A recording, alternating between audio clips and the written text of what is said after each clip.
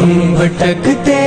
پھرے روز شب ہر طرف، آپ ہادی ہے راہ پر لگا دیجئے۔ حضرت عثمان غنی رضی اللہ تعالی عنہ ان صحابہ کرام میں سے ہیں جن کے بارے میں آقا کریم صلی اللہ علیہ وآلہ وسلم نے فرما دیا تھا آج کے بعد عثمان جو بھی کرے گا اس سے کچھ بھی عمل نقصان نہیں دے گا۔ اور مت یہ کوئی سمجھے کہ حضرت عثمان غنی رضی اللہ تعالیٰ عنہ کو گناہ کی اجازت دے دی گئی ہے کہ آج کے بعد عثمان غنی رضی اللہ تعالیٰ عنہ جو بھی گناہ کریں گے انہیں وہ گناہ نقصان نہیں دے گا۔ استغفر اللہ، کبھی ایسا سوچنا بھی نہیں۔ حضرت عثمان غنی رضی اللہ تعالیٰ عنہ کے بارے میں روایت کے اندر آتا ہے حضرت عبد الرحمن بن خباب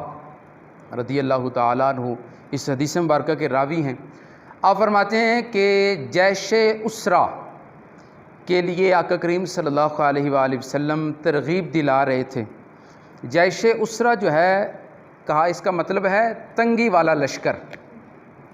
اور غزوہ اسرا تنگی والا غزوہ جنگ۔ غزوہ تبوک جو ہے نا نبی کریم صلی اللہ علیہ وآلہ وسلم کی اپنی حیات طیبہ کے اندر جو آخری غزوہ تھا 9 ہجری کے اندر جو ہوا تھا وہ آخری غزوہ غزوہ تبوک تھا۔ سب سے زیادہ مجاہدین جس کے اندر شامل ہوئے تھے، غالباً 40,000 سے 70,000 تک کے درمیان کا زاویہ ہے، اتنے صحابہ کرام مجاہدین نے اس میں شمولیت اختیار کی تھی۔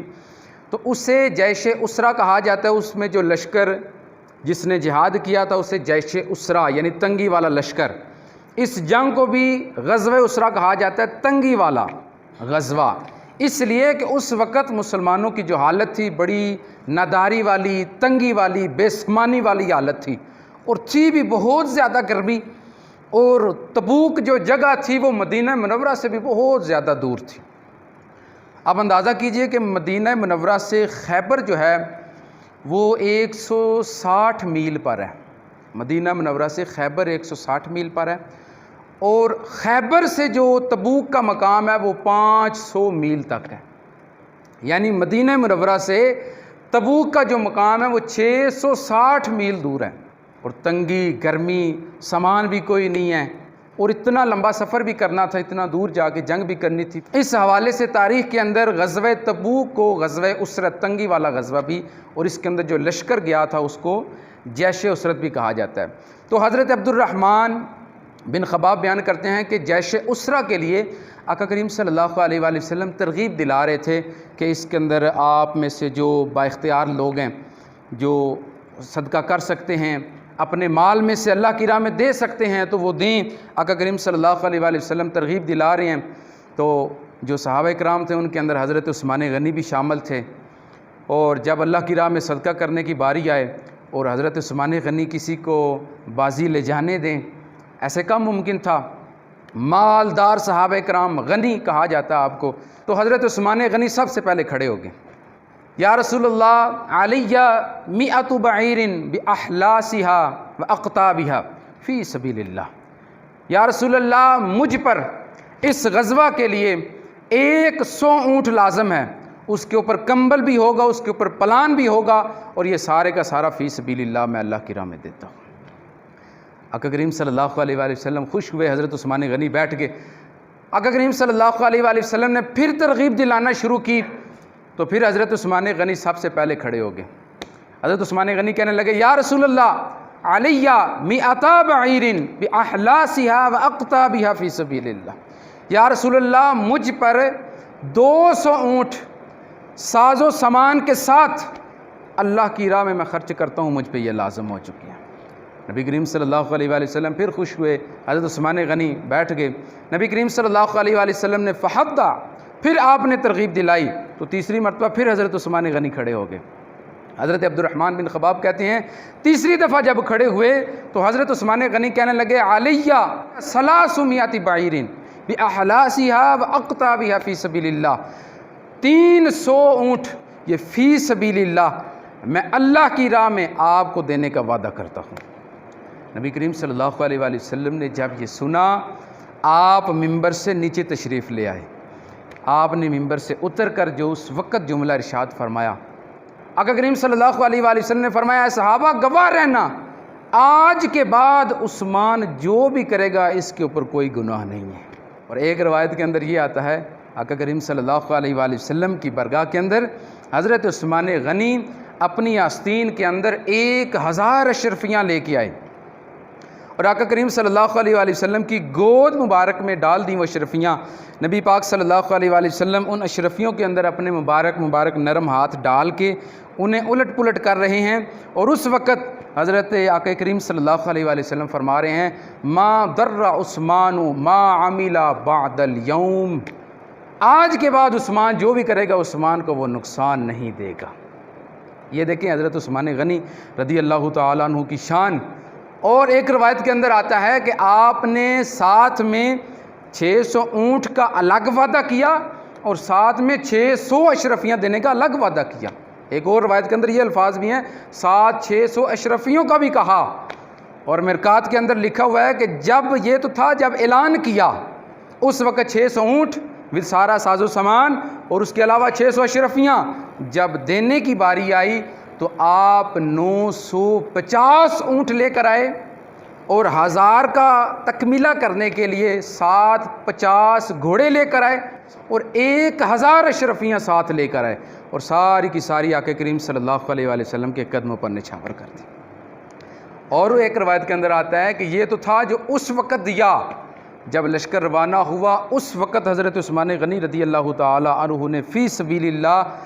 10,000 اشرفیاں اس سے بھی زیادہ اور عطا کی۔ حضرت عثمان غنی رضی اللہ تعالی عنہ ان صحابہ کرام میں سے ہیں جن کے بارے میں آقا کریم صلی اللہ علیہ وآلہ وسلم نے فرما دیا تھا آج کے بعد عثمان جو بھی کرے گا اس سے کچھ بھی عمل نقصان نہیں دے گا۔ اور مت یہ کوئی سمجھے کہ حضرت عثمان غنی رضی اللہ تعالیٰ عنہ کو گناہ کی اجازت دے دی گئی ہے کہ آج کے بعد عثمان غنی رضی اللہ تعالیٰ عنہ جو بھی گناہ کریں گے انہیں وہ گناہ نقصان نہیں دے گا۔ استغفر اللہ، کبھی ایسا سوچنا بھی نہیں۔ صحابہ کرام کے بارے میں، اہل بیت کرام کے بارے میں کبھی ایسا نہیں سوچنا، اس لیے کہ یہ وہ معاملہ نہیں ہے جو ہماری نظر میں آ رہا ہے، جو ہماری عقل میں آ رہا ہے، بلکہ یہ معاملہ اس طرح کا ہے۔ میں مثال دے کے سمجھانا چاہوں گا کہ ایک پرندہ ہے، اس کے پر آپ کاٹ دیں، پھر آپ اس کو کہیں کہ اب اڑ جا، تو اب اس نے کہے کہ اڑنا ہے۔ تو حضرت عثمان غنی رضی اللہ تعالی عنہ نے جب 600 اونٹ دینے کا وعدہ کیا، 600 اشرفیاں دینے کا وعدہ کیا اور آقا کریم صلی اللہ علیہ وآلہ وسلم کی پیاری ذات کو خوش کیا، تو اس وقت آقا کریم صلی اللہ علیہ وآلہ وسلم نے ان کے پیارے دل پر ہاتھ رکھ لیا تھا۔ اور جس پیارے دل پر پیارے نبی کریم صلی اللہ علیہ وآلہ وسلم کے نورانی نرم نرم ہاتھ پڑ جائیں، اس دل سے گناہ تو کیا، گناہ کا گمان بھی ناممکن ہے۔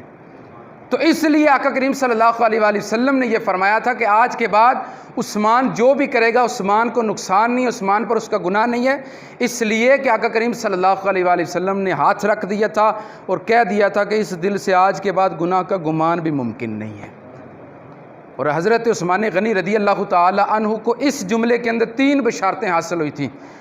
ایک سب سے پہلی بشارت یہ تھی ما تقدم من ذنبہا وما تاخر، وہ سارے کے سارے ہی آپ کے معاف ہو گئے تھے، پچھلے جتنے بھی تھے وہ سارے معاف ہو گئے تھے۔ دوسری بشارت یہ تھی کہ آج کے بعد حضرت عثمان غنی رضی اللہ تعالی عنہ اپنی وفات تک کوئی گناہ نہیں کریں گے۔ اور تیسری بشارت یہ تھی کہ مرتے وقت کلمہ طیبہ نصیب ہوگا۔ یہ حضرت عثمان غنی رضی اللہ تعالیٰ عنہ کی شان ہے۔ اور حضرت عثمان غنی رضی اللہ تعالیٰ عنہ کے اس فعل سے ایک اور چیز جو ہمیں درس مسئلہ معلوم ہوتا ہے وہ یہ ہے کہ صدقہ کرنے میں جلدی کرنی چاہیے، صدقہ کرنے میں ٹال مٹول یا دیر نہیں کرنی چاہیے۔ آپ نے کہا میں اتنے اللہ کی راہ میں دوں گا، فوراً گھر جائیں اور اس کے علاوہ کوئی کام نہ کریں، وہ پہلے فرض نبھائیں، وہ پورا کریں، اس کے بعد باقی اعمال کریں۔ اور دوسرا مسئلہ یہ کہ راہ خدا میں صدقہ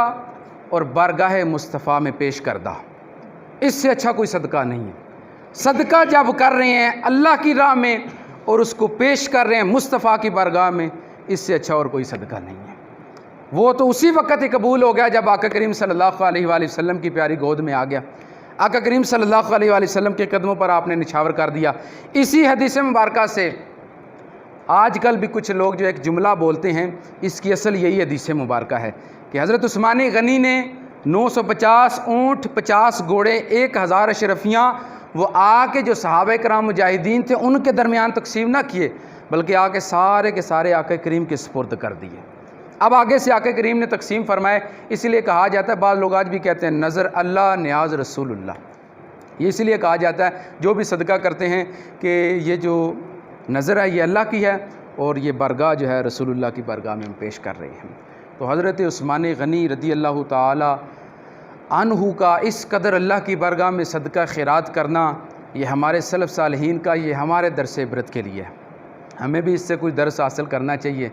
ہمارا معاملہ یہ ہے کہ جب اللہ کی راہ میں دینا ہوتا ہے، جب اللہ سے دعا کرتے ہیں، اس وقت دعا کرتے ہیں کہ ہمارے غلے بھر جائیں،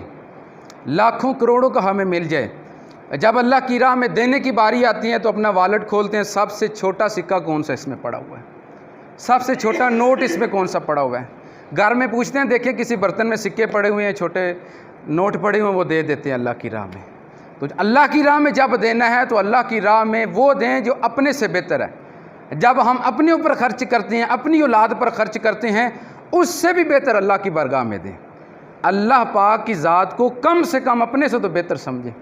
کم سے کم اپنی اولاد سے تو بہتر سمجھیں۔ یہ تو نہ ہو کہ آپ اللہ کی راہ میں جو خرچ کر رہے ہیں وہ سب سے کم، اس سے بھی بہتر اپنے اوپر اور اس سے بھی بہتر اپنی اولاد کے اوپر خرچ کریں۔ ہم بھٹکتے پھرے روز شب ہر طرف